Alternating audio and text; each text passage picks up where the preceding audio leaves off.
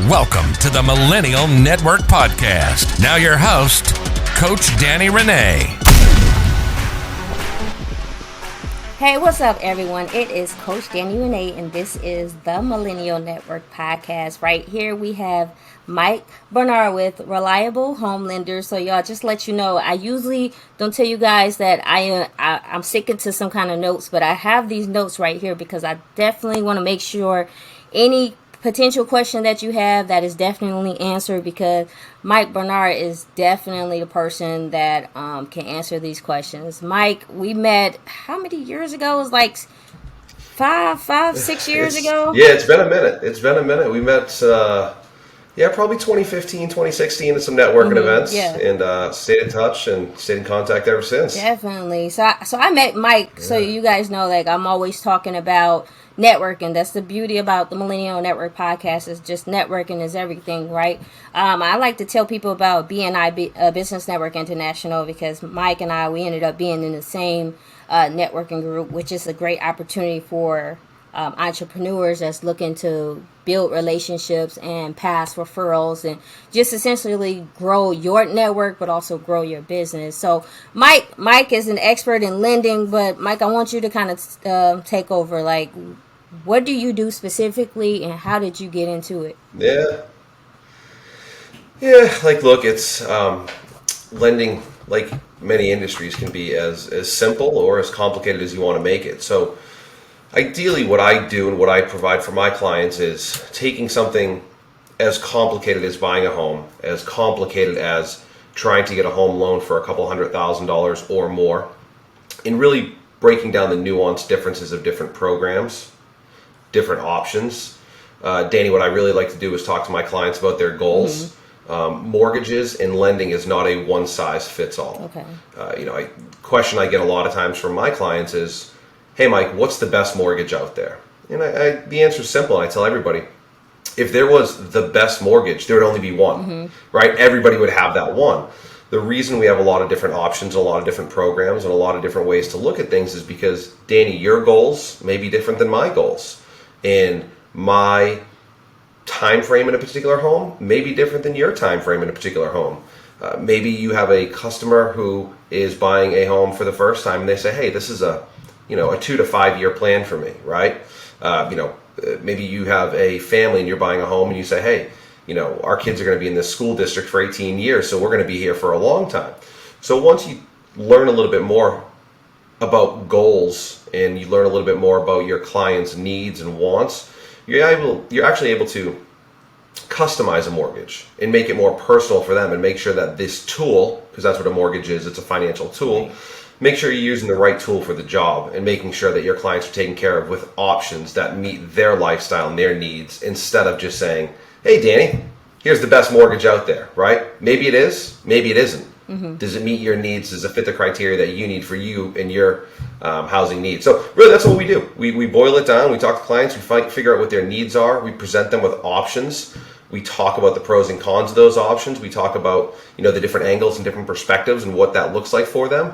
And then, ultimately, hopefully, if we do our job right, we're giving our customers and our clients the information that they need so they can make an informed decision on what the best mortgage for them is going to be. Amazing. And it's funny you say that, because the fact that you just broke it down and saying that you try to find out the client's needs, goals, and different things like that, you don't, well, at least from my perspective, I feel like I don't hear this a lot coming from the lender. You typically hear this a lot coming from, like, the real estate agent, because the real estate agent is the one that's sitting down with people's goals and, different things like that. So let's take it back just a little bit. Like, why lending? Why mortgages? Like, what brought you into this industry? Yeah, I've always wanted to be a mortgage lender ever since I was 4 or 5 years old. That's a real thing. Who doesn't want to be that? Right. I grew up in New Hampshire and went to school in New Hampshire, and found myself down here in the Atlanta area in 2005. And I was just networking, meeting people, and somebody had mentioned the mortgage business, and I was so green and more. I didn't even know there was a T in mortgage. I didn't know the first thing about mortgages. And ironically, that's what they were looking for, right? The company was looking for fresh hungry, hardworking, driven, motivated people fresh out of school that they can train and that they can show them their way of doing business. So I kind of fell into this in 2005. Fell in love with it pretty quickly, right? Like I like the analytical side of it. I like being able to take all these different puzzle pieces and put them together and present options and present different opportunities for our clients. But the thing I love the most, Danny, is really just the people, right? Like my job is not monotonous at all. I mean, everyone's situation and circumstances are different. I talk to people all day, every day. And I love hearing people's stories. I love hearing people's why, right? Like, why are you buying this house? What does it mean to you? What does it mean to your family, right? Like, what are the goals? Like, what's this house going to be for you in 5 years or 7 years? So it's the people. And I know that's a little bit of a cliche answer, but it's the truth, right? Like, I enjoy talking to people. And while there's probably a lot of industries you can do that in, right? There's a good sense of pride that I have when I can actually help somebody and I can help fulfill the American dream of home ownership. So, look, until I get tired of people, which I don't know that I ever will. I've been chatting people's ears off for quite some time now. But until I get tired of talking to people, that for me is my favorite part of the job, is just connecting with people and hearing people's stories. It's really what motivates me. It's what drives me, and it's what keeps the day-to-day interesting when you are always hearing different things from different people. So that's definitely the thing that keeps me going the most, is just it's just working, learning about people. Okay, so everybody's got a story. So the fact that you say the learning about people part, I wanted to focus there because there are people watching this that are aspiring entrepreneurs or don't really know about the sales industry. Now, I'm pretty sure like when you started off, you were sitting down with people, they didn't qualify, whatever, you didn't make the sale that you were supposed to make. Would you say that passion has always been there as far as working with people, or at least starting off, it was frustrating and you had to kind of learn from there, which made a better experience? Yeah, I've always enjoyed it, right? Like I've always enjoyed connecting with people. Even when I'm not, working, so to speak, right? Like I'm social. Like I just enjoy chatting with people. I enjoy getting to know people. So not every customer is a sale, right? And not every person is a good fit for me, and I'm not a good fit for every person, right? So I don't look at it in the time I spend with somebody in the sense of, did I get a sale?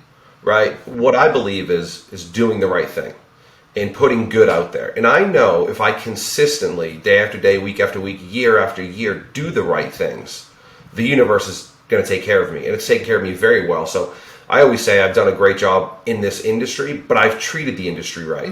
I've treated my customers and clients right. I've treated my referral partners right. So I believe the success I have is in part because of the good I put out there. It's not a binary, hey, I spent 30 minutes with this customer and I didn't make a sale, but I spent 15 minutes with this customer and I did.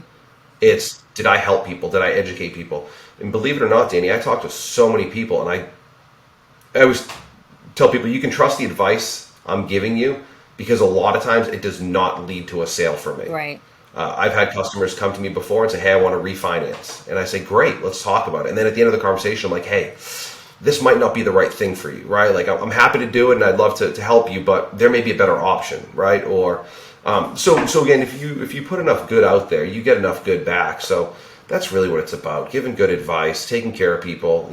It's a very stressful time when people are moving. It's one of the more stressful things people go through in life is moving. So having, at this point, almost 18 years of experience, I've acquired some knowledge around the way, and I've acquired some experience where I can help people.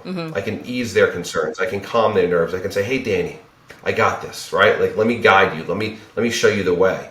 And a lot of times, just that comfort that you can bring people is pretty satisfying, and that's just another thing that keeps me going on the day to day. I love it. So you said like knowledge on the way, right? So obviously when you're running into like different clients, you're running into various situations to where you're going to learn about that. Do you feel like along the way you constantly kept your education up? Because I know you have to get your lender's license, and then you probably have like continuous education, but like what else education was in that whole process for 18 years? Yeah, a lot of it's experience, right? Like it takes a long time to get really good at something, right? The old Malcolm Gladwell 10,000 hours. Like it's, I don't know that he had a mortgage reference in that book, but it's very applicable in my business, right? It's very applicable in probably most things you do. So The acquiring of information and knowledge and learning and education, I don't know that it ever really stops. And maybe when it does, that's your time to exit, whatever industry or job you're in. But to your point, we do have continuing education, right? We do have legal hours we have to hit every single year to keep our license up. And a lot of that stuff is good, but a lot of that is not tactical day-to-day stuff. That's the compliance, the regulation, the red tape. That's the things we do to make sure we're keeping ourselves covered from the legal perspective. But, the day-to-day, there's so much information out there. I mean, you can literally get a college degree now by watching YouTube videos. So right. There's no shortage of it. Right? This podcast is hopefully going to bring some value and some education to some people who are curious about home ownership and who are curious about mortgage lending. So, there's so much information out there. I surround myself with a ton of professionals in different markets, and that's a good thing that I would implore a lot of people to do. Sometimes when you're in a particular business, people in your area don't want to share their secrets. They have a scarcity mindset. Very true. One way to overcome that and get around that is surrounding yourself with people that maybe are in different markets, right? So if I have friends in the mortgage business who are in Des Moines, Iowa, or Portland, or maybe the Northeast, there's no problem with those people sharing what they know with me and me sharing what I know with them, because we're not competition, right?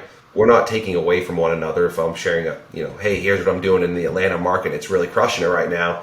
Take this and go execute in Seattle, right? Or take this and go work in Des Moines, Iowa somewhere, right? Like there's some basic principles of business that are going to work. And when you start sharing different ideas and different practices with people who are equally as successful or more successful, right? Iron sharpens iron. So that's a little tip that I learned along the way is I don't have to be so focused on what everybody in Atlanta is doing, right? I can look at it from a bigger perspective, grow the network outside of even the state of Georgia, and find out what other people are doing in other markets that are working. And generally, people are a lot more willing and able to share information because, again, you're not a threat to their business. Okay. Do you feel like you've been able to create any of those relationships in the metro Atlanta area with people that are your competition? I know you said outside of the area, but what about here locally? Yeah, some of my best friends are I don't look at them as competition, but some of the people I associate the most and the closest with are in the mortgage business. Now, again, we're both doing the exact same thing, but the abundance mindset that I have is also, there's, I think we're almost up to 7 million people, somewhere around that 6.5 million people in Metro Atlanta. Like, there's more business in our little community here in Metro Atlanta than we can even handle. Right. So if I'm associating myself and talking shop and trading secrets and tips and tricks and strategies with somebody who's, my competitor across the street, look, there's 6 million people here. If I can't win in 6 million people, like, I need to reevaluate what I'm doing. So it does boil down to really just that abundance mindset of putting good out there, right? And just sharing what with other people, building the networks, sharpening with like-minded people. And you got to get rid of that scarcity mindset. There's just too many different ways to win, and too many people here that can help you win, and too many people that you can help win. So, if somebody else is winning, it doesn't take away from your success. You got to look at it as, let's win together. Let's all rise up together. I like that. And generally, when you go in with that mindset, people are great. They want to help you. You want to help them. And that's how you kind of elevate and grow together. Okay. I got to repeat that because that was powerful. You said if someone else was winning, it does not take away from your success. So I had to point that out because that's a powerful quote right there. So just FYI.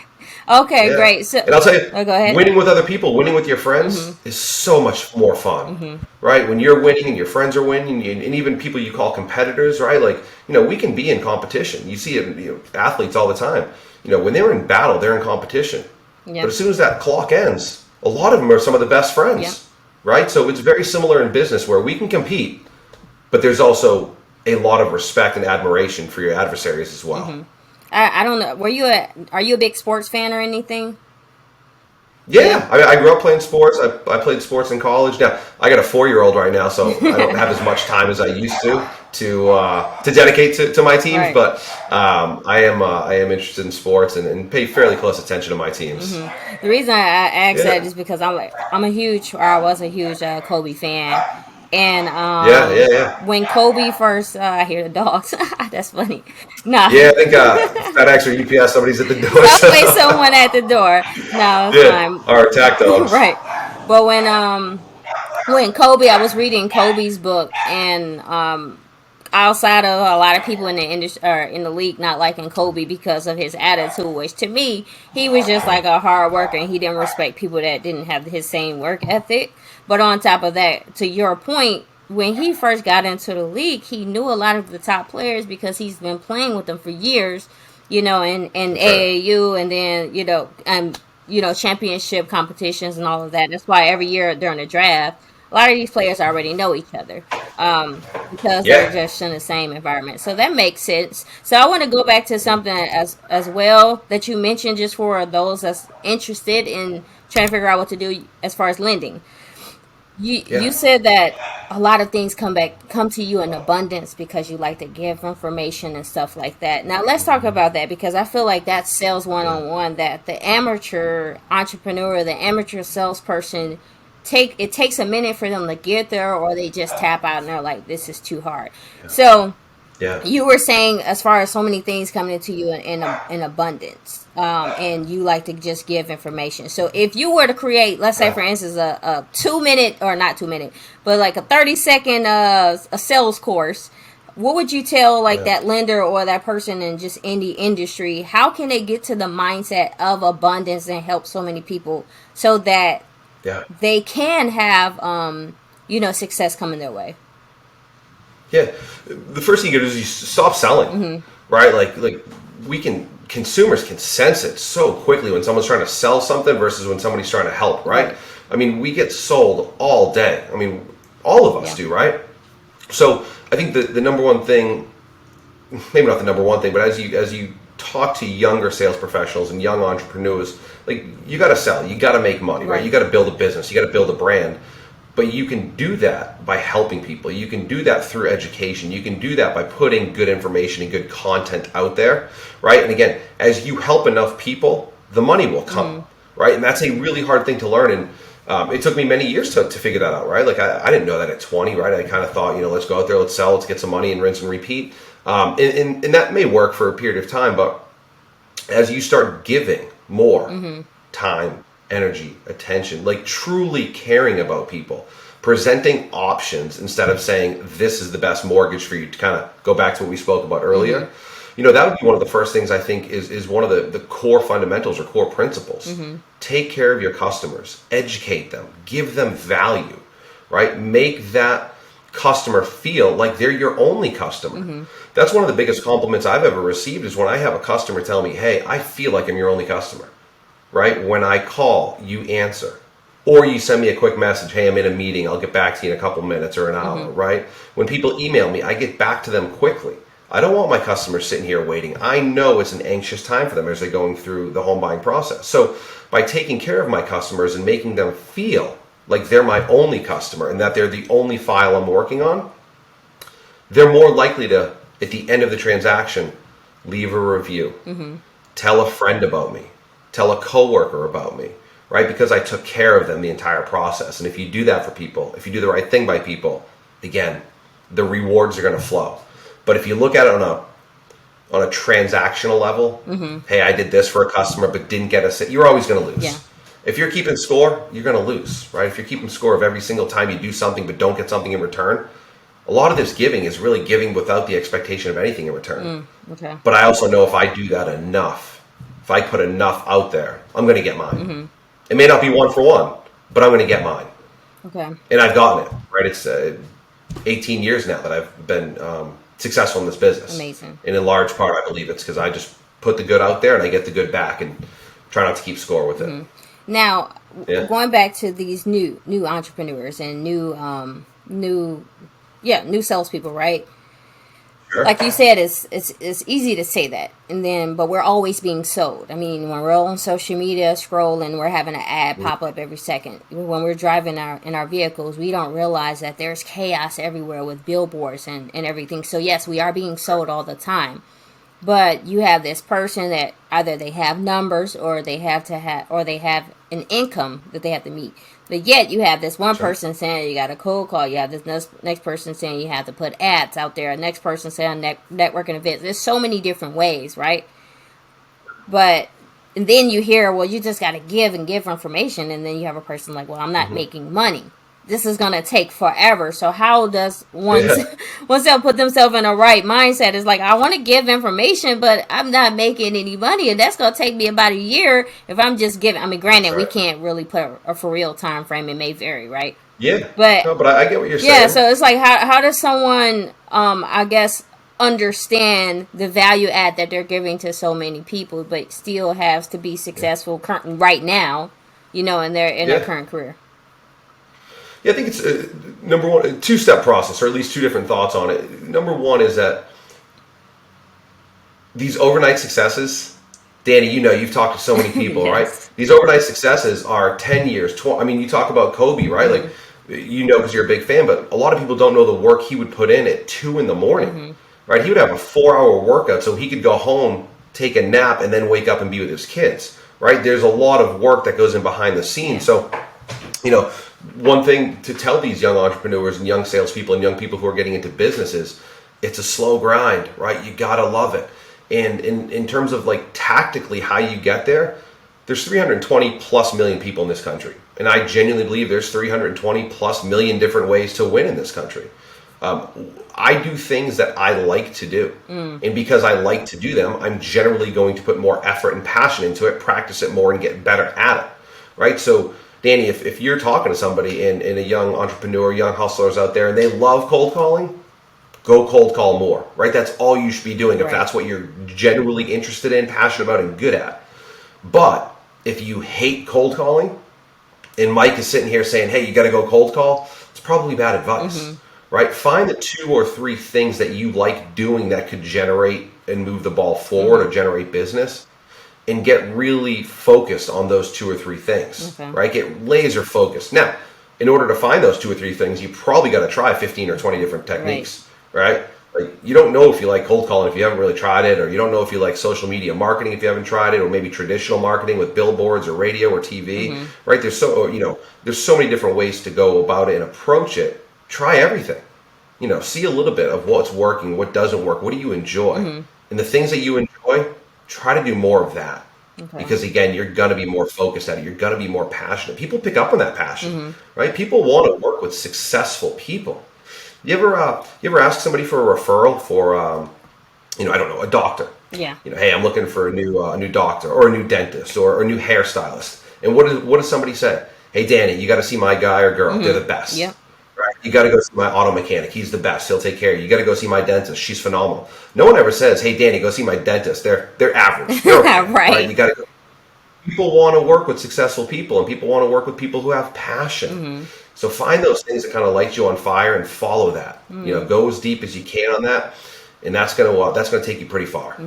And then I guess based on what you're saying is that whatever that process is going to be, however you feel like you got to prospect to get clients, but at the end of the day, just give without expecting sales, and it may take time.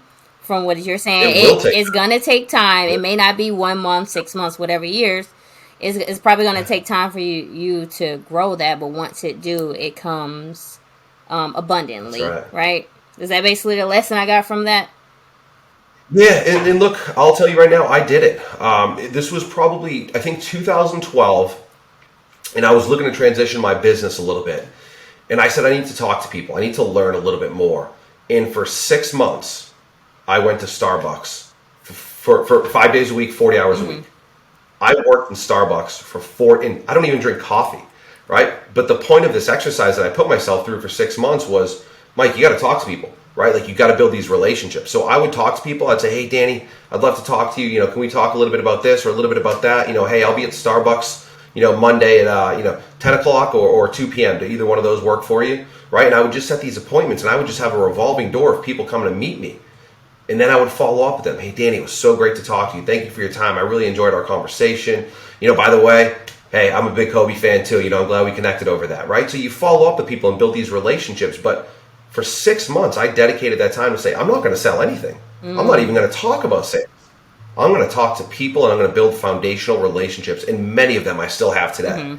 So I sacrificed 6 months of time and income because I didn't want to sell anything. I just said, I want to talk to people. And for 6 months, I did just that in a Starbucks. Okay. 40 hours a week, Whew. just talking to people. That's some heat. So I got to go a little bit deeper into that. So the 6 months of talking to people, give me an example of these conversations. Was it just like, hey, who are you? Was it what you do? That what you do come up? Were there conversations to where what you do did not come up? Like, give me a little bit more. I'm curious now.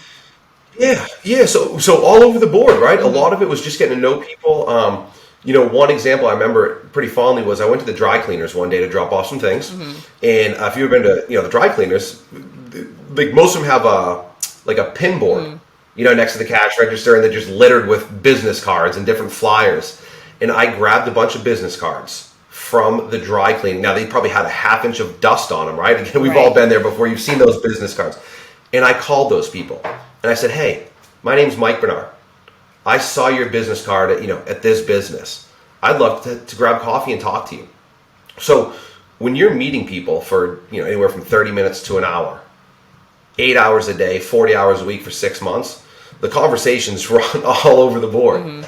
So there were some that were hyper business focused, right? That's just what the conversation flowed into.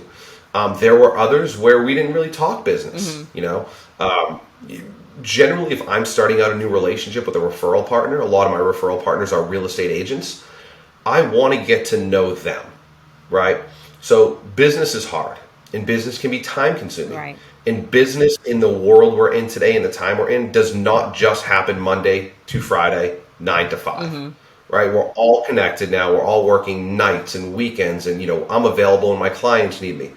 So if I'm going to be working this hard, if I'm going to be taking time away from my family on a Saturday at 11 a.m. when my kid's playing soccer, I want to make sure the person I'm working with is somebody that I know, somebody that I like, somebody that I trust, somebody that I would grab a coffee with or a beer with.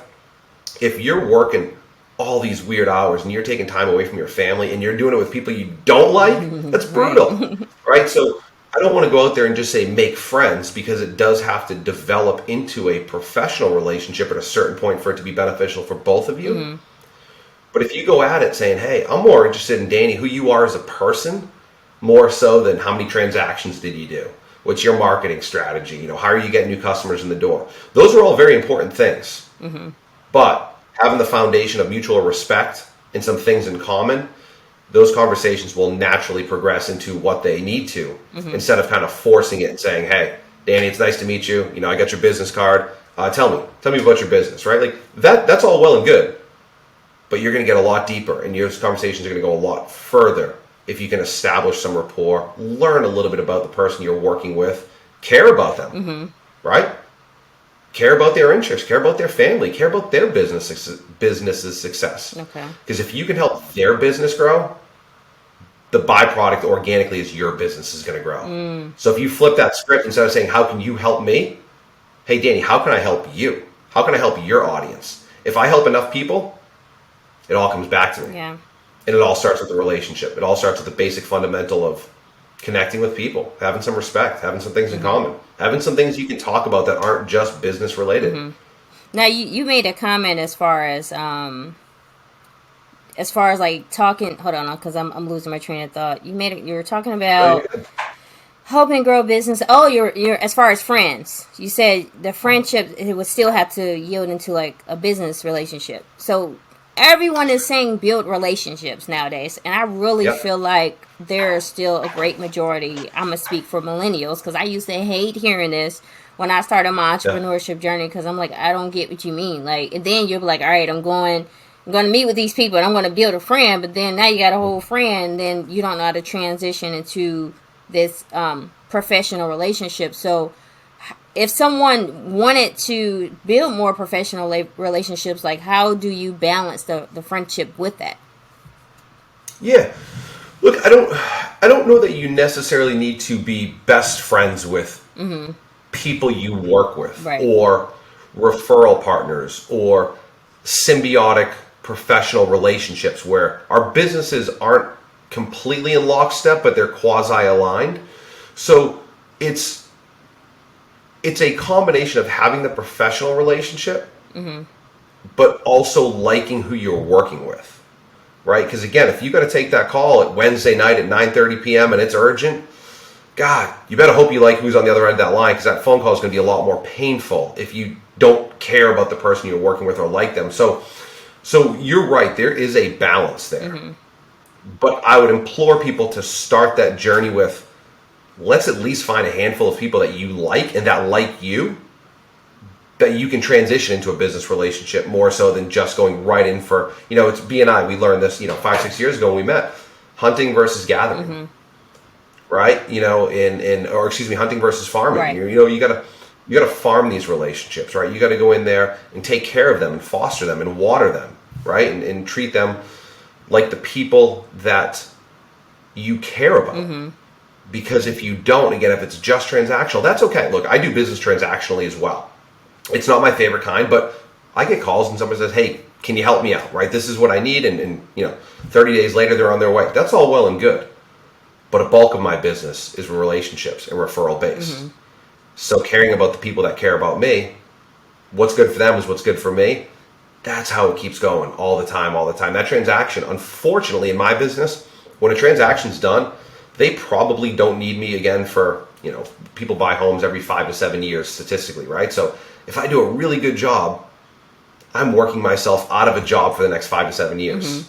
So where does the next deal come from? Where does the next transaction come from? It's going to come from a relationship I fostered somewhere. Right. It's going to come from a past client who's been happy with the service I provided for them because I took care of them.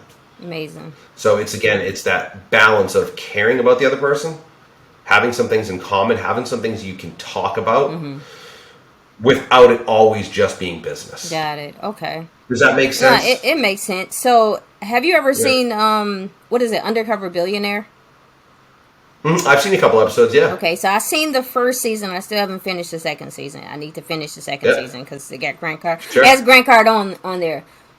But after watching both seasons, you have, kind of explain it just if anybody's listening and don't know about the show. It's basically what they do is they take a billionaire, either asset billionaire, cash billionaire, whatever. They take a billionaire and they put $100 in his pocket, give him a cell phone, and a vehicle, and they put them in a town that they cannot use their actual name.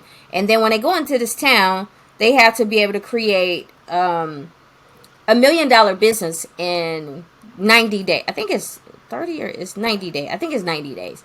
But anyways, the point of me saying that is the lesson that I got after watching it was what you just said, is giving. Like some of them, they all gave their services for free or little to nothing, because you have a lot of people now in millennial. Are you a millennial by chance, Mike?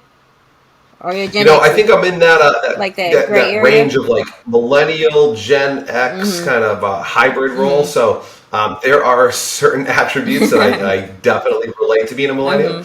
And then, sometimes I'm in bed by 9 o'clock on a Friday night and I'm like, I am not a millennial right now. Right. I'm definitely a hybrid of the two generations coming together. Okay. So you know that at least the millennial generation is, we're sold this concept of everything just being fast. And the thing that don't work a job, you just want to straight become an entrepreneur. And everyone that was on Undercover Billionaire, they all took jobs that paid whatever because they still needed to eat, they still needed to be able to pay for where they live.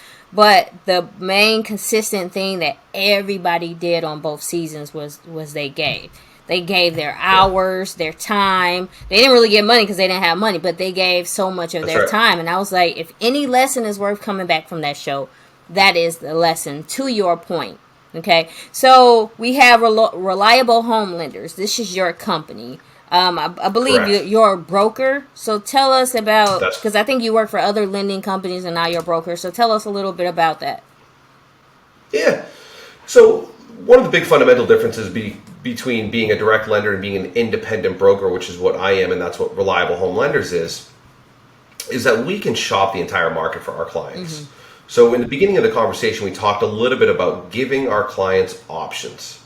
asking our clients questions, learning and uncovering what their goals are, what their needs are, what their wants are, and presenting options.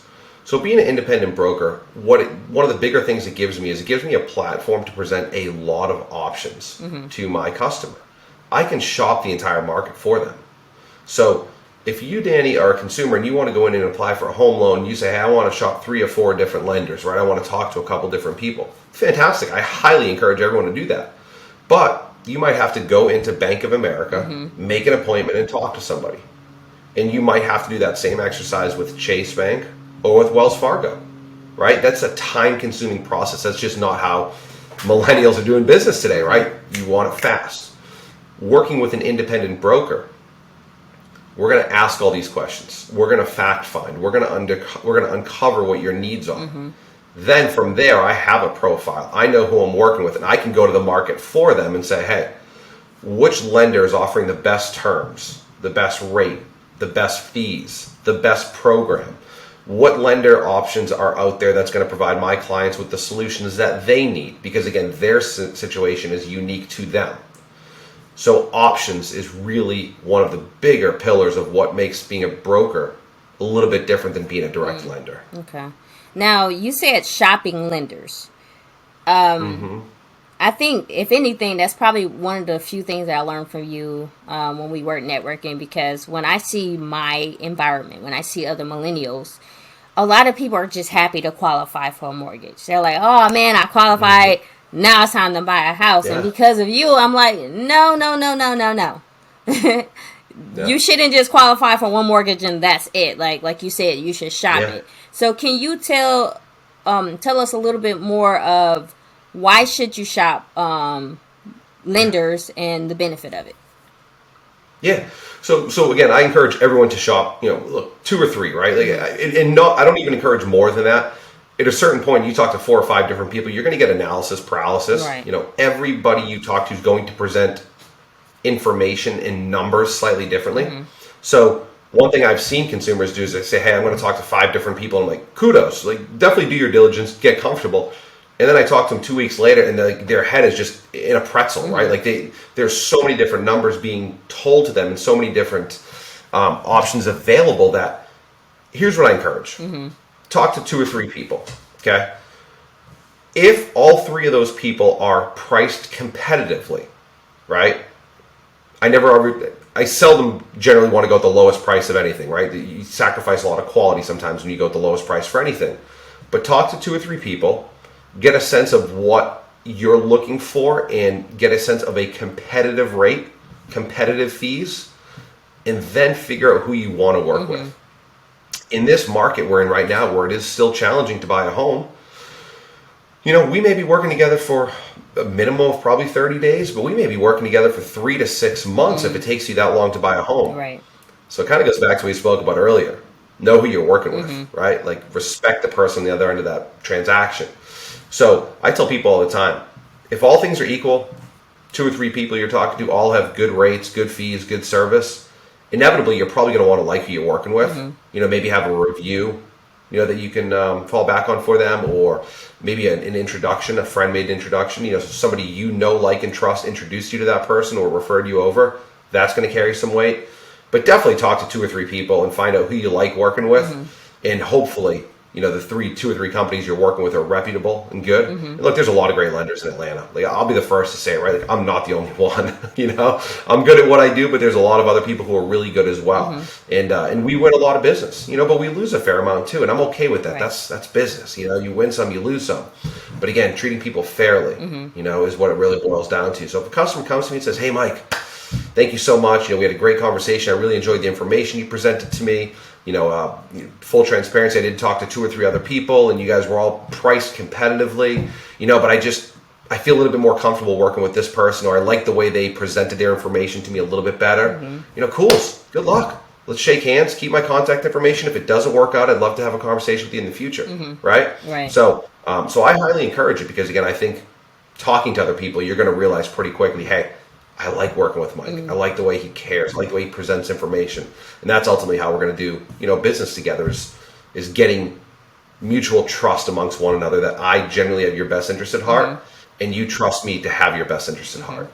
And I definitely respect that because I remember going through my home buying process. You were one of the lenders that I reached out to, and you taught me some things. I was like, Yep. oh, never thought about that. And then obviously you were still honest. I was like, hey, I got this other lender that was saying Yep. XYZ, and you were like, to be honest, I think that's a better. If it's really what it is, I think that's a Yeah. better deal. So you're Yep. mentioning going to trusting lenders again. I do know based Mhm. off of the friends that I know that have bought I can't talk now. That has bought houses, right? They each have a house, and I know you got veteran home loans or something like that. They're big as far as Yeah. targeting veterans, and you have stuff like that, Sure. right? But you hear this trust lenders. These people are in the mindset as long as I qualify, I'm getting a house. They don't check Mhm. anymore. So then you're mentioning this trust, but what is the difference between? Well, we know what's good, right? But how do you distinguish a bad lender if all you're really doing is just seeing if you're qualifying for a home? Yeah. You know,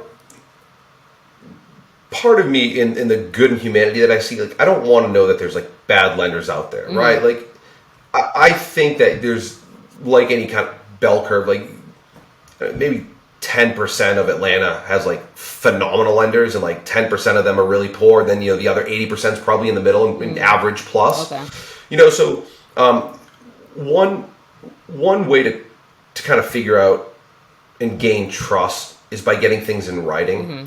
Again, you and I had this conversation and I said to you, if what they're offering you is true, right? And it's in writing, hey, Danny, that's a great deal for you. I think you should take it, right? Like, that's probably good advice because I'm talking myself out of business, but I thought that was what was best for you.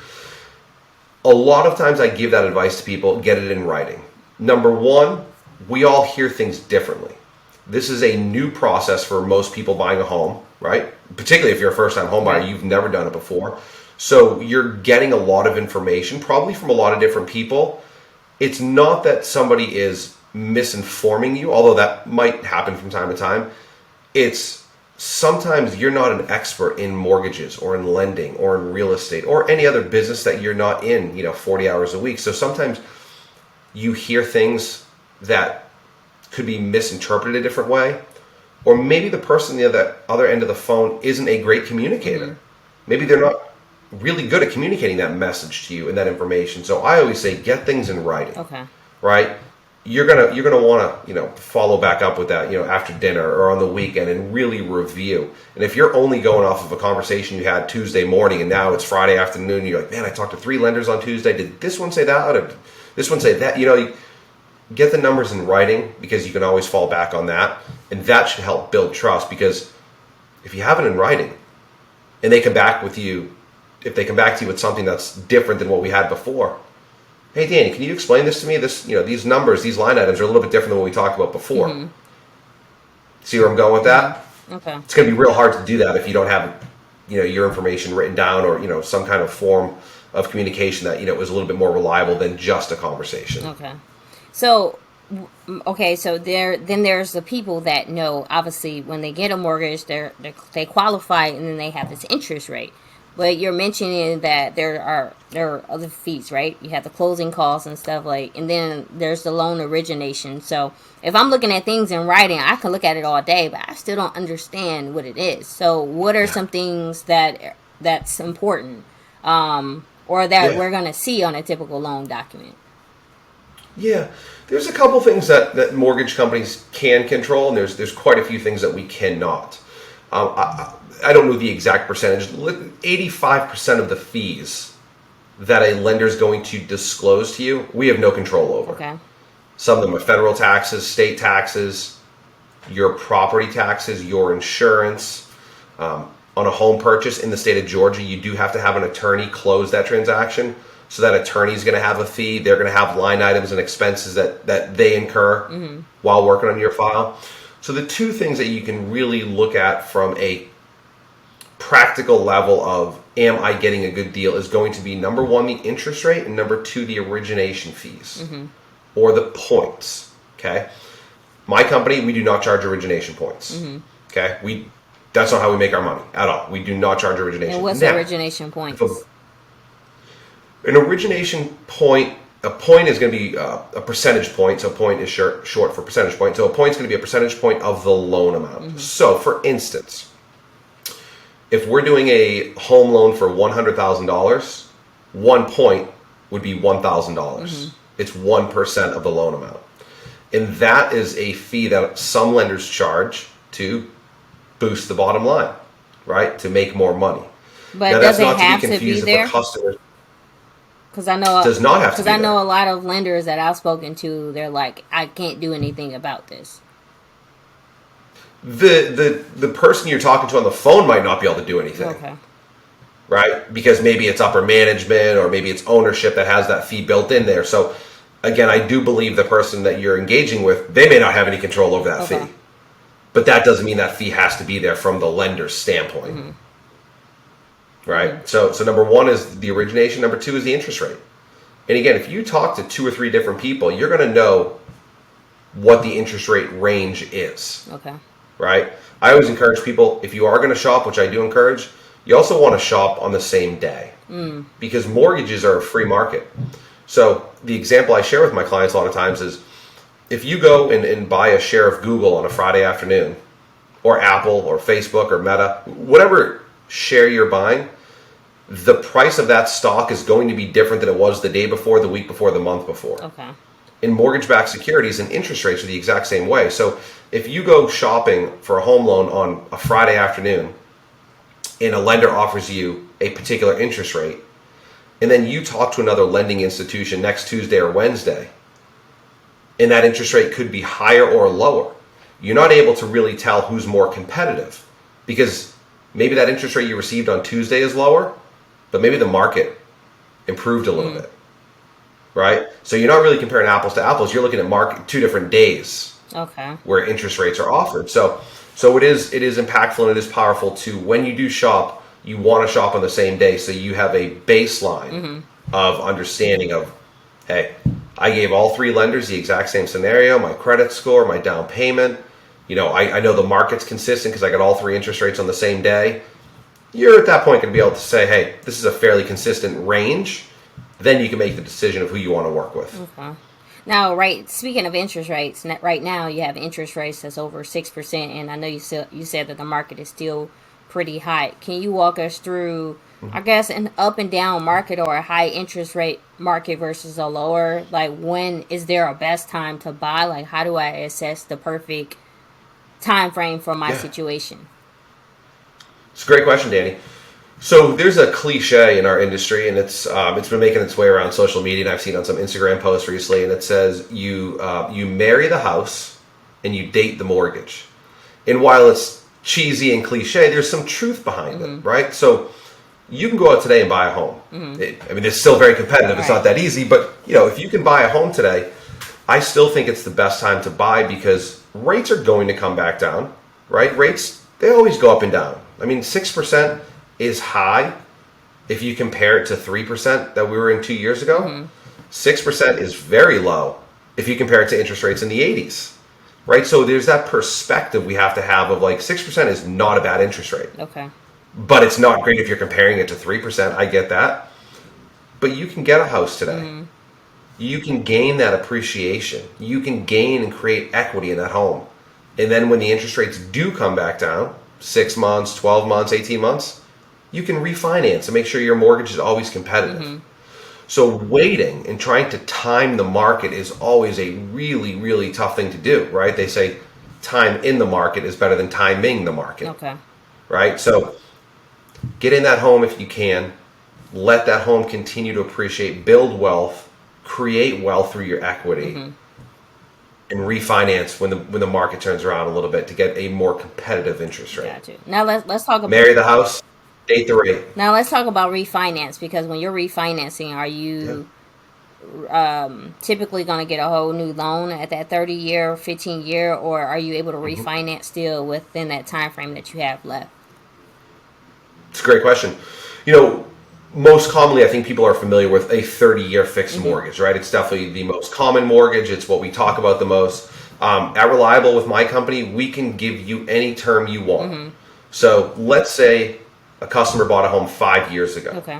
And they got a 30-year mortgage and they want to refinance, and they say, hey, Mike, I've already paid off 5 years. I don't really want to go back to a 30-year mortgage.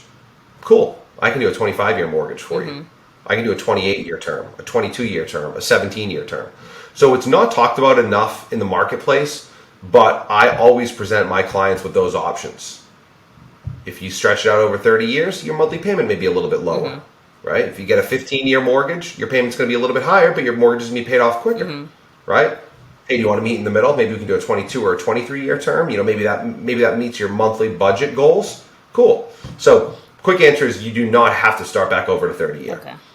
In some cases, it's what's best for the client. In other cases, it's not. But I can offer, and I do offer, mortgages from 10 years up to 30 with every single year in between being an option. That's good. Like I didn't even know that was an option. Yeah. So that's really good to know. Yeah. So let's talk about so we hear like refinance, and then you were saying like you can kind of like refinance based on the number of years left, right?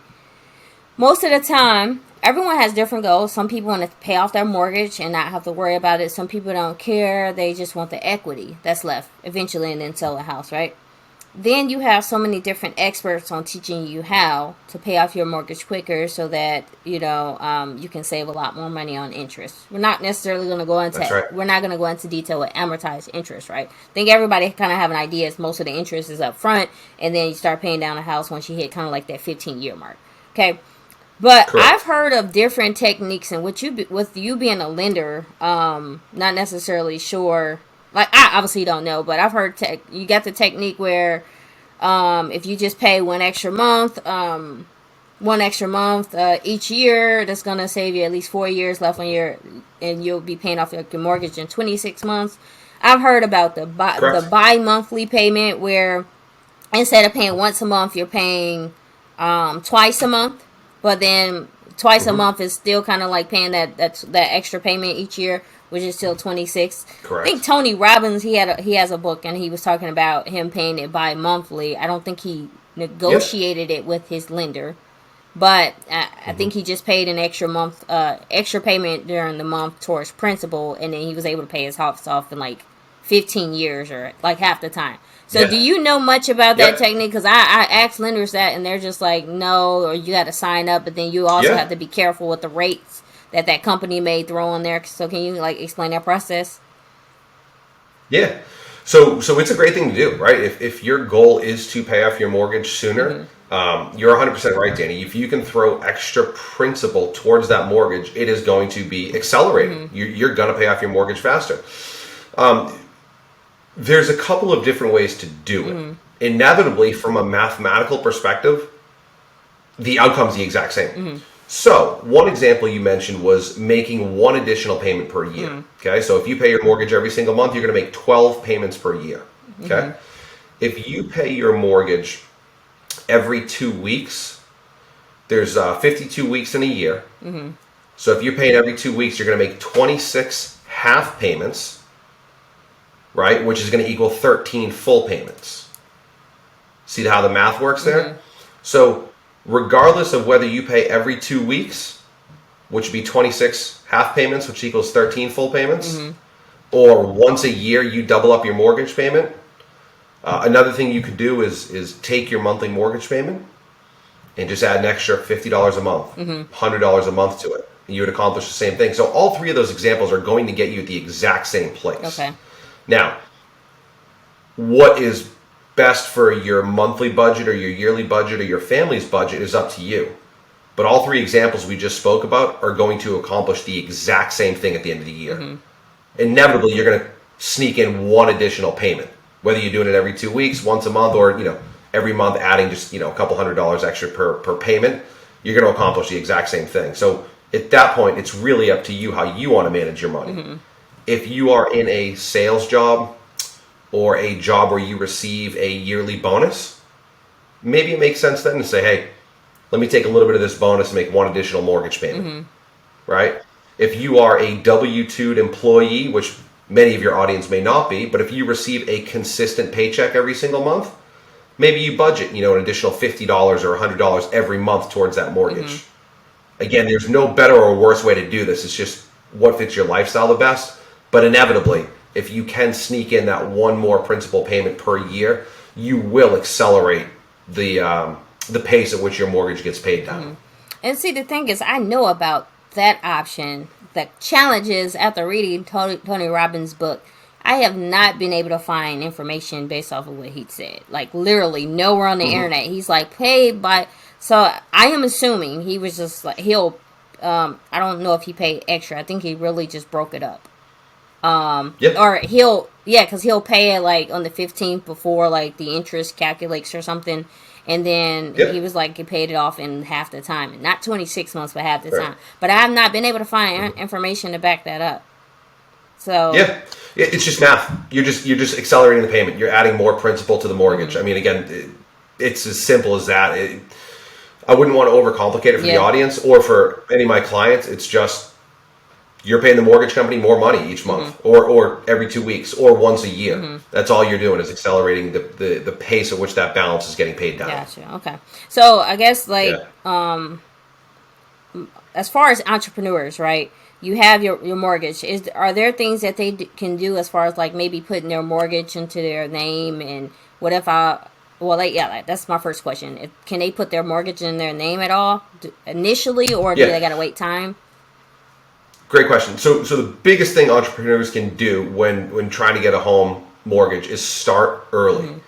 The nature of being an entrepreneur is you are self-employed, and there are extra guidelines and requirements for people who are self-employed. I'm not saying I agree or disagree with it. I'm just stating factually it can be a little bit more challenging for somebody who's self-employed. And again, I'm self-employed, so I get this firsthand as well.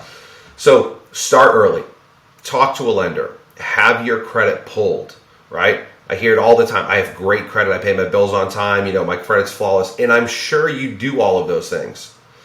But there have been instances before where there's something on your credit report you didn't know about. And it takes time to get removed. Right.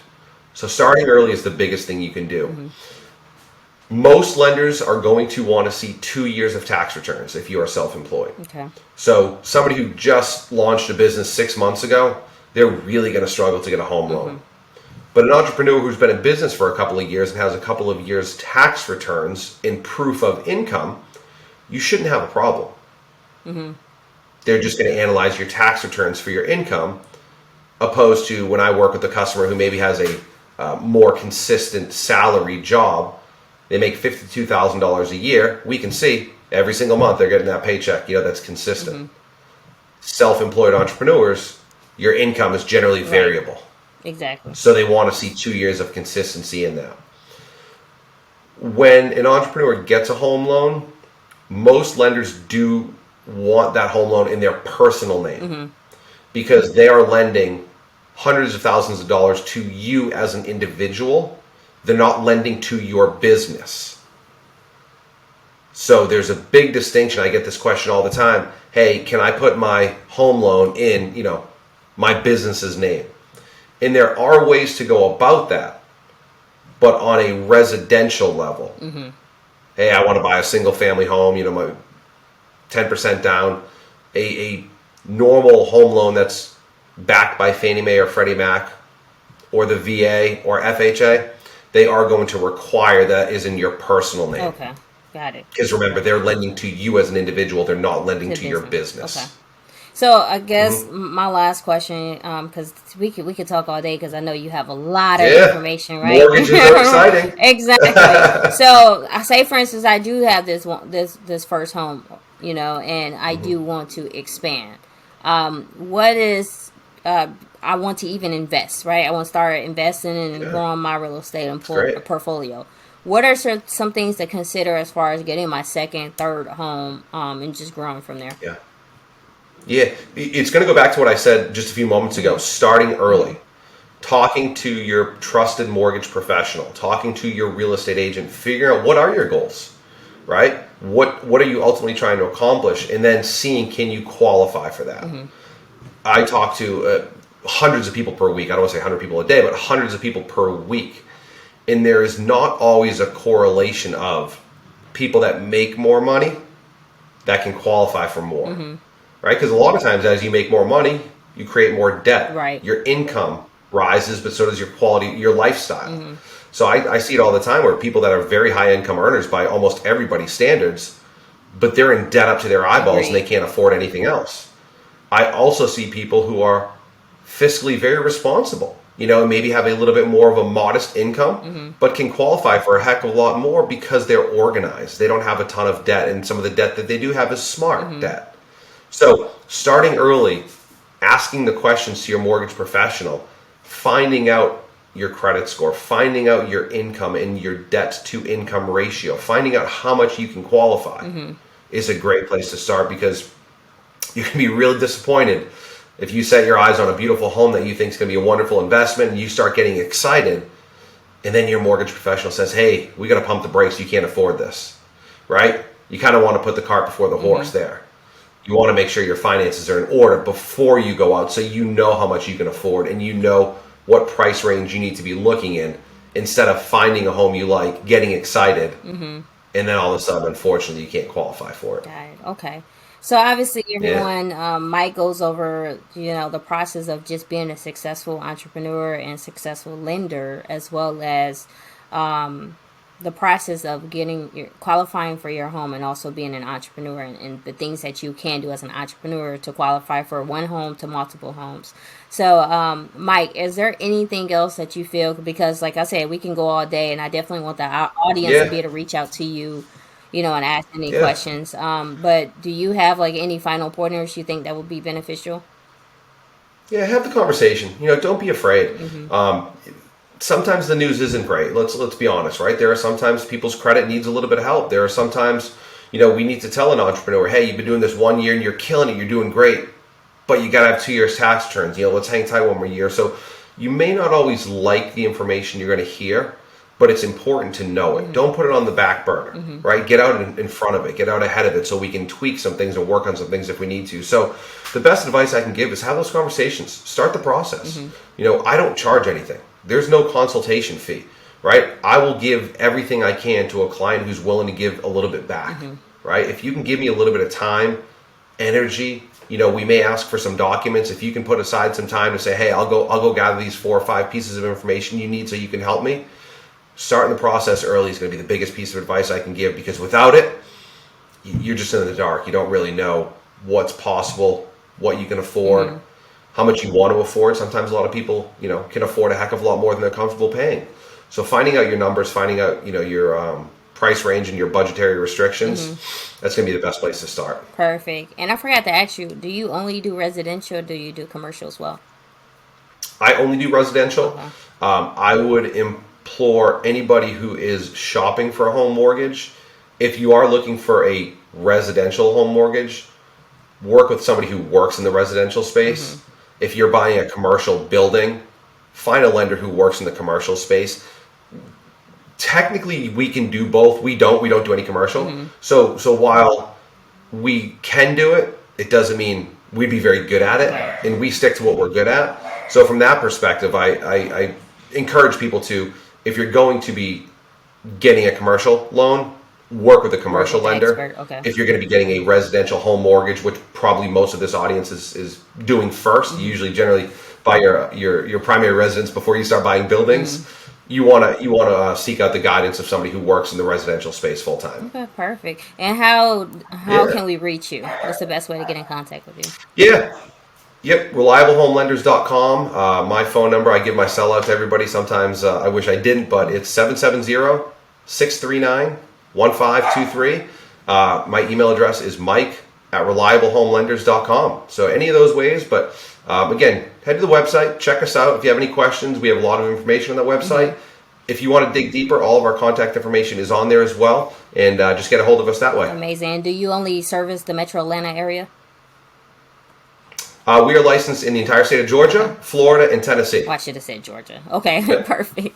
Awesome. Yeah. So no, that's right. So if our clients are looking to buy beach houses or go up to the mountains, we can help them as well. Okay, perfect. Well, Mike, thank you so much for blessing my podcast today. You provided 18 years of knowledge, so I really appreciate it. And everyone, thank you so much for tuning in. This is the Millennial Network Podcast. Remember, your network is your net worth, and this is Coach Danny Renee, and I am out.